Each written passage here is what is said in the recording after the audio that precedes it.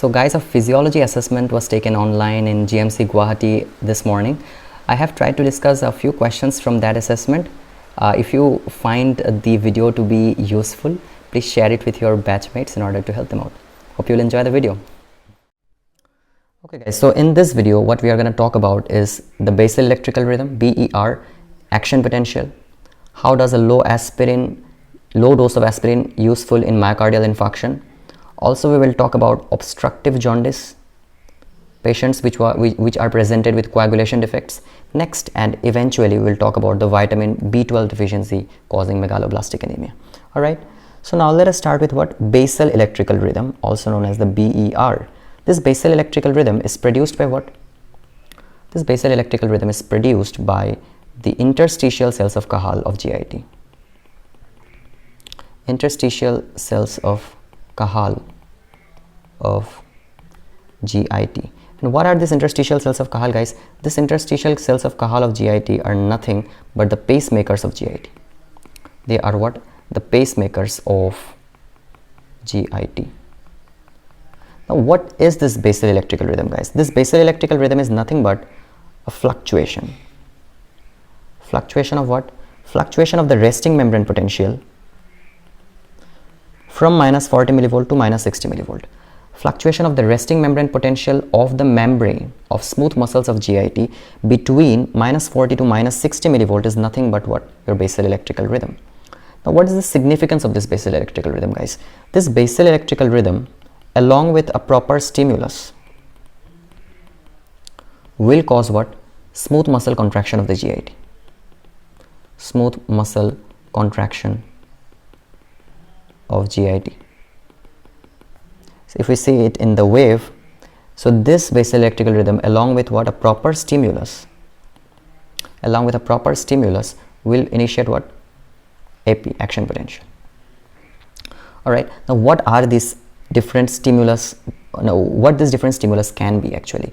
This different stimulus can be, number one, parasympathetic discharge. Parasympathetic discharge. That is what? That is nothing but acetylcholine, which will act on which receptors? M3 receptors. All right. This stimulus can also be increase of the cytoplasmic concentration of the calcium. This stimulus can also be increased distension. Increased what? Distension or stretch. Increased distension or stretching of the GIT muscles. All right, guys. So these are the different stimulus which, along with the BER, can only initiate a smooth muscle contraction by producing action potential, guys. Okay, so now let us talk about the mechanism. This basal electrical rhythm, along with a proper stimulus, will lead to the influx, will lead to the increased influx of calcium ion from extracellular fluid, because in the smooth muscles sarcoplasmic reticulum is absent, so this source of calcium will be from where? From the extracellular fluid. Now this increased cytoplasmic calcium will bind with calmodulin. Will bind with what? Calmodulin. Okay, guys. Now this calcium bound calmodulin will activate the myosin. Myosin-like chain kinase. Myosin-like chain kinase, guys, which is also called as MLCK, and this myosin-like chain kinase will increase the force of attraction between the myosin and the actin, which will cause stronger contraction of the GIT. All right, guys. So now, before moving forward, I would like to say that this BER is produced by the sodium ion, and these contractions are produced by which ion? Calcium ion. So this is another point which has to be kept in mind. Alright, guys, so this was all about the BER. Now let us move on to the next topic, which is what? The action potential, AP. Okay, guys, what is this action potential? This action potential is nothing but it is a kind of, it is what? It is electrical response. Electrical response of cell membrane to any threshold stimulus or greater than threshold stimulus.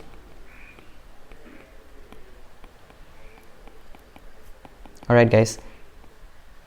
What is action potential? It is the electrical response. It is what? The electrical response of cell membrane. Electrical response of what? Cell membrane to any threshold stimulus or any greater than threshold stimulus. Okay, so the cell membrane can be any cell membrane. It can be a neuron, it can be a muscle, smooth muscle, skeletal muscle, it can be cardiac muscle, etc. guys. All right. So now if you talk about the properties of this action potential, the biggest property of this action potential is that they follow all or none law. Now what does this all or none law imply? This all or none law implies that if a stimulus is more than or equal to the threshold, only then will an action potential be produced. But if the stimulus is less than the threshold, then no AP is produced. This is what all or none law mean. Alright guys, now talking about what action potential in a neuron, if we say where exactly in a neuron does this action potential begin,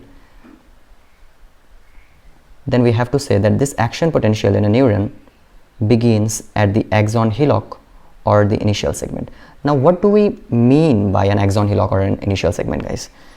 So let us say this is a diagram of a neuron, and let us say this is the myelin sheets. These are the myelin sheets. Okay, so this part guys, this part is nothing but axon hillock. What? Axon hillock. Next to the axon hillock we have got the initial segment. This initial segment is nothing but the first node of Ranvier, guys.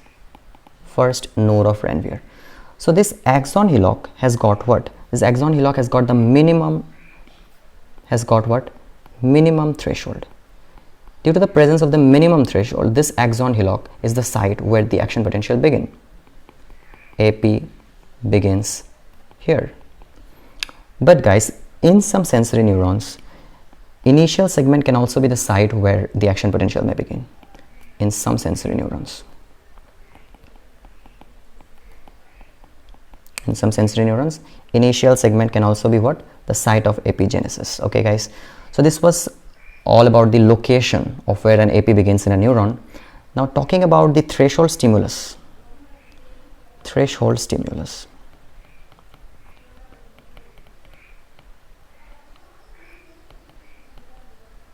Threshold stimulus for the genesis of an AP in a neuron is plus 15 millivolt, guys.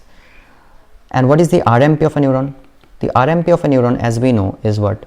Is nothing but 70 millivolt. Okay, so if we can change the RMP from minus 70 millivolt to minus 55 millivolt by a threshold of plus 15 millivolt, then we can begin an AP in a neuron membrane, guys. Okay, so let us write it down in the form of a graph. Let us say that this is how much? Minus 70 millivolt. Okay, so now let us say that via a threshold stimulus, the membrane potential may have reached to how much? Minus 55 millivolt. Okay, so this is where the action potential will begin. This is where the action potential will begin. But up to how much? It will go up to maximum up to plus 35 millivolt. Okay, plus 35 millivolt. This is known as what? The spike potential. Spike potential, guys. Okay, the spike potential. After reaching the spike potential, the declinement of the graph is seen, and this is known as depolarization of the graph. Depolarization. Depolarization. The ascent was known as what? The ascent is actually known as, oh I'm sorry, this descent is known as repolarization. Repolarization. And the ascent was known as what? The ascent is known as nothing but depolarization. Okay, depolarization and repolarization. After repolarization, it will reach a state of hyperpolarization, and again come back to the resting membrane potential of minus 70 millivolt. This hyperpolarization can also be included within the repolarization phase. This phase is what? Hyperpolarization. Hyperpolarization. Now let us know about the reasons of each of these terms. Why are they happening? What is the reason for this depolarization, guys? This reason for this depolarization is the influx of sodium. Sodium influx. Now whenever a positive ion enters a cell, then what will happen? Accumulation of positive charge will take place, which will lead to what? Which will lead to creation of positive potential inside the cell. Now once it has reached the spike potential of plus 30 millivolt, what will happen is potassium channels will open up, leading to what? Potassium efflux.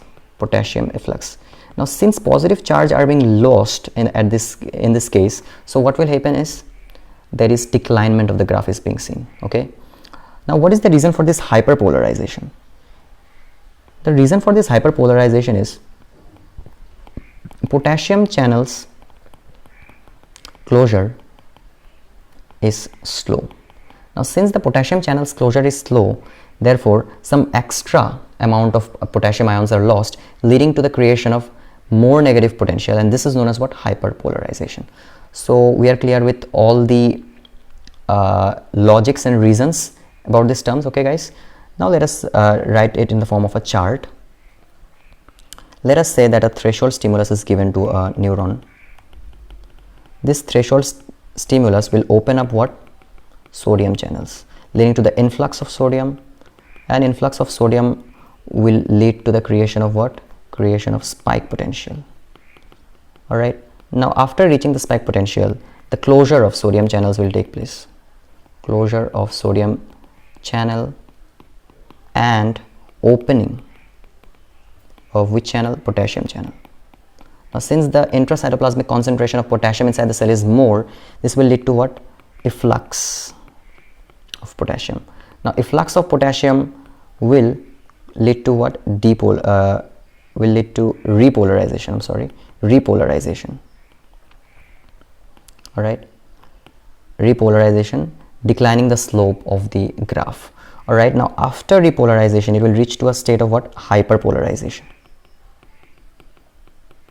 because the closure of the potassium channel will take some extra amount of time. Okay guys, so this was all about the AP in a neuron. Now we have also got AP in muscles. Two important ones which we will not take into detail in this particular video is number one, cardiac muscle, AP in cardiac muscle, or action potential in cardiac muscle. Number two is action potential in nodal tissue. Details are not required at this stage. Details can be discussed in your CVS class or CVS video. Okay guys, so what happens in a muscle cell? In a muscle cell, the action potential looks something like this.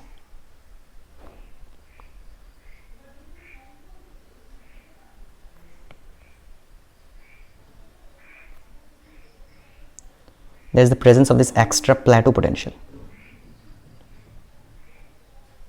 Alright guys, and these phases, there are different kinds of phases of a cardiac muscle AP. This is phase 4, this is phase 0, this is phase 1. This plateau part is nothing but phase 2, and this is the phase 3, and eventually we have again got what? Phase 4. Phase 0 is due to sodium influx. Phase 1 is due to potassium efflux. Okay, but phase 2, in phase 2 we see what? We see a plateau part. This plateau part can be attributed to two things.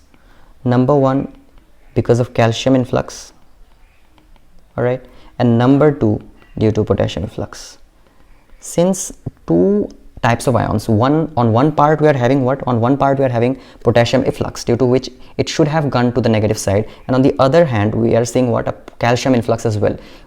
All right, so these two will cancel each other, leading to the plateau part. All right, next, the third phase is again due to what? Potassium efflux. All right guys, okay, so now let us talk about what? Action potential in a nodal tissue. Action potential in what? In a nodal tissue.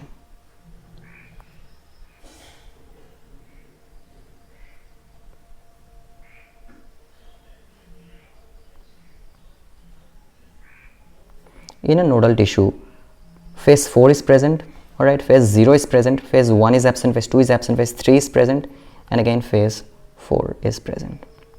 Okay, this phase 0 is due to what? This phase 0 this time is due to calcium influx, guys.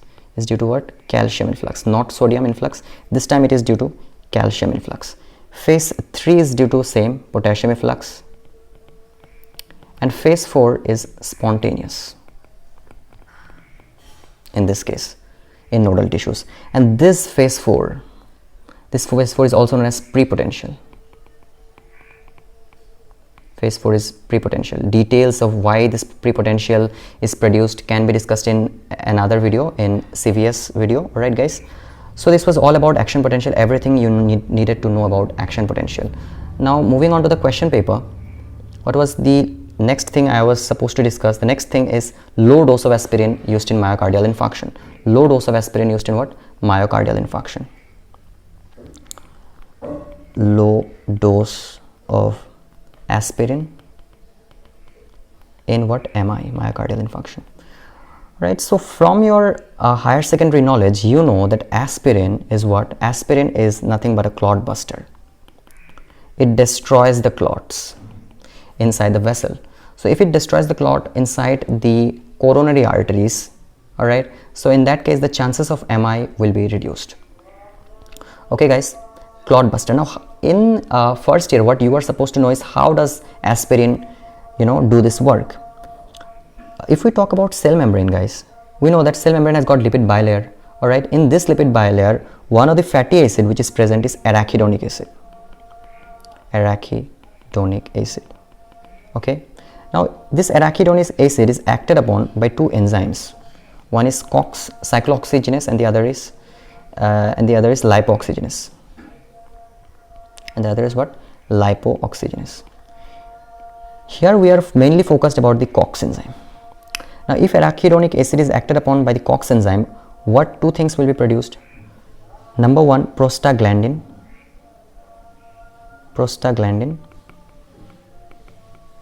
And number two what? Number two, thromboxanes. All right. Now, if you talk about the function of this thromboxane leads to platelet aggregation. Leading to the formation of what? Clots. Now in MI, do we want the formation of this platelet aggregation? No, we do not want this clot. So if we do not want this clot, we have to inhibit this enzyme, COX enzyme. Now how will we inhibit this COX enzyme? This inhibition of COX enzyme is possible via what? Via aspirin. So if we administer low doses of aspirin in MI, we can prevent the clot, and this will burst the clot leading to, declining the chances of MI. All right. So now next, moving on, we will see how obstructive jaundice patients present with coagulation defect. Obstructive jaundice patient, coagulation defect. Coagulation defect in obstructive jaundice patient. Guys, whenever we hear the term coagulation defect, the one thing which should immediately strike in your brain is vitamin K. Okay. Now what does this vitamin K do is, this vitamin K via the gamma carboxylation of clotting factors 2, 7, 9, 10. This vitamin K cause what? Gamma carboxylation of clotting factors 2, 7, 9, 10, details of which you can find in biochemistry. This vitamin K, what is its function? This vitamin K cause gamma carboxylation of the clotting factors 2, 7, 9, 10. And this gamma carboxylation will eventually lead to what? Will improve or will cause, better, instead of writing improve, you can write will cause what? Chelation of calcium ion. Now if this chelation of calcium ion is achieved, then we will achieve what? Clotting. But here we are seeing what? A coagulation defect is being seen. So either there is some problem with this vitamin K in our body, which is seen in what? Which is seen in obstructive jaundice patient. Now let us describe the scenario of what happens in an obstructive jaundice. In an obstructive jaundice, there is extrahepatic biliary obstruction. Okay, extrahepatic biliary obstruction, as a result of which bile cannot enter into the second part of the duodenum. Let us consider that this is the second part of the duodenum. All right, this is the second part of duodenum. Second part of duodenum. Now, due to obstruction, bile cannot enter what? The second part of the duodenum. Bile can't enter. Bile can't enter in the second part of the duodenum. Now guys, you tell me, what are the components of bile? The components of bile are: number 1, bile pigments, and number 2, bile acid. And what are these bile acid, guys? The primary bile acids are cholyl-CoA and chenodeoxycholyl-CoA. Chenodeoxycholyl-CoA. These are the two primary bile acids, and these two primary bile acids are responsible for what? For absorption of fats and fat soluble vitamin. Fats and fat soluble vitamin. Vitamin K is what? Vitamin K is a fat soluble vitamin.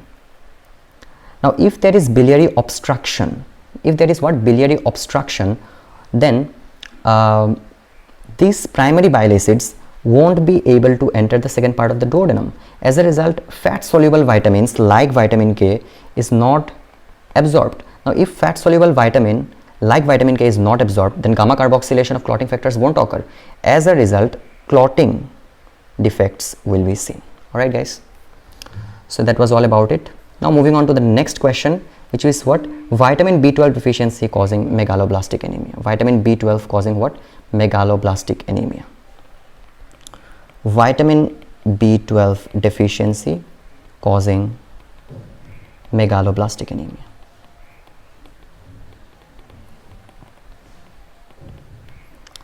Right, so before understanding this, you need to know that DNA has got a nucleotide known as the TMP, thymidine pyrophosphate, and in this synthesis of TMP, vitamin B12 and vitamin B9, which is nothing but folic acid, are required.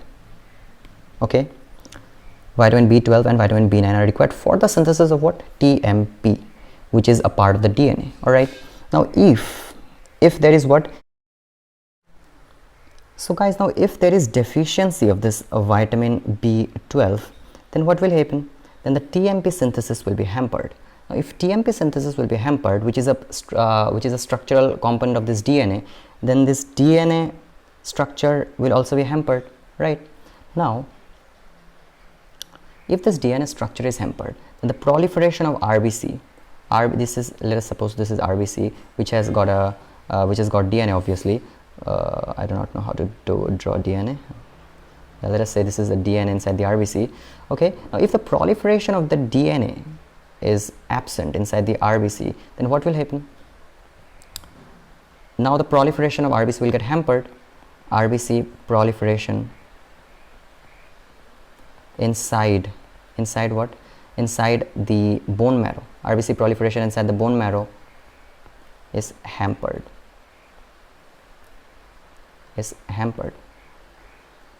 Now if the RBC proliferation inside the bone marrow is hampered, then this will produce what? Larger RBCs,